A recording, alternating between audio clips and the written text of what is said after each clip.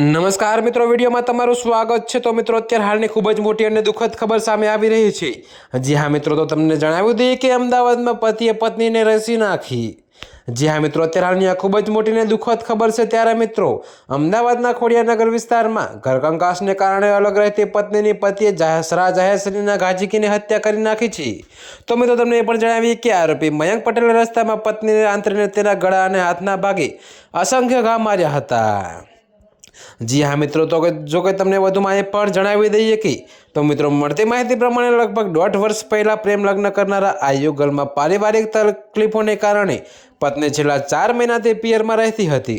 જો કે મિત્રો, અગાઉ ફરિયાદ નોંધાઈ હોવા છતાં પણ આ ઘટના બની છે। જી હા મિત્રો, તો અત્યારે હાલ માટે આટલું જ। મળીશું નવી અપડેટ સાથે। અને જો તમને અમારા વિડીયો પસંદ આવતા હોય તો વિડીયોને લાઇક, કોમેન્ટ, શેર અને અમારી ચેનલને સબસ્ક્રાઈબ કરવાનું ભૂલતા નહીં મિત્રો।